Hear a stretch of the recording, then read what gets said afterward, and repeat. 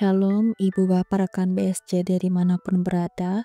Perkenalkan saya Vikaris Eltrisa Monica Kristanti STH, melayani di Resop Pangkalan Bun, akan membawa kita dalam perenungan pada hari ini sesuai dengan Almanak Nas GKE yang diambil dari 1 Samuel pasal 17 ayat yang ke-40 sampai dengan yang ke-58.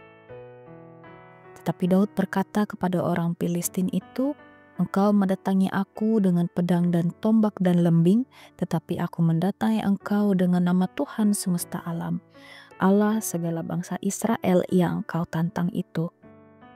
Sedemikian jauh pembacaan Alkitab kita pada saat ini. Ibu Bapak rekan BSCD yang dikasihi dan diberkati oleh Tuhan kita, dalam kehidupan terkadang ada banyak permasalahan yang kita hadapi yang dapat melemahkan iman kita. Namun Nas hari ini ingin mengingatkan kita melalui kisah seorang Daud, seorang yang masih muda namun ia diperhadapkan dengan Goliat yang gagah perkasa, tanpa senjata perang, tanpa pedang. Daud melawan Goliat hanya bermodalkan imannya saja. Sebab Daud tahu bahwa kemenangan tidak terletak pada senjata yang dia pakai, tapi semata-mata karena kuasa Tuhan yang bekerja di dalam dirinya. Pada ayat yang ke-45 sampai dengan yang ke-47 dapat kita lihat bahwa Daud menyadari bukan sekedar tentang kekuatan fisik, namun tentang pertempuran rohani. Goliat mengandalkan kekuatan tubuhnya, namun Daud mengandalkan kekuatan dari Tuhan. Tuhan menyatakan kemenangan melalui Daud, seorang muda yang tidak dianggap. Ibu Bapak rekan BSJD yang dikasihi dan diberkati oleh Tuhan, dalam kehidupan yang kita jalani saat ini, kita akan menghadapi Goliat dalam bentuk yang berbeda seperti yang dihadapi oleh Daud pada masa lampau. Kita menghadapi Goliat dalam bentuk lain, misalnya sakit penyakit, kesulitan finansial, tekanan dalam pekerjaan, dan pergumulan-pergumulan lainnya. Namun hari ini, Daud ingin mengingatkan kita bahwa iman bukan tentang seberapa besar masalah yang kita hadapi, tetapi seberapa besar rasa percaya kita kepada Tuhan. Ketika kita boleh percaya kepada Tuhan, maka kita akan berani menghadapi apapun, termasuk menghadapi Goliat yang ada di dalam hidup kita. Terkadang kita merasa kecil dan tidak sanggup menghadapi pergumulan dalam hidup. Namun yang harus kita ingat adalah ketika Tuhan taruh Goliat dalam hidup kita, maka ada Daud di dalam diri kita.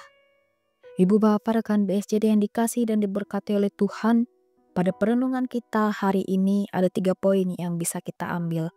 Poin yang pertama adalah jangan pandang seberapa besar masalah yang kita hadapi, tetapi pandanglah betapa besarnya Allah kita.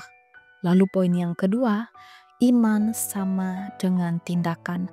Bukan hanya percaya, tetapi kita juga harus melangkah bersama dengan Tuhan.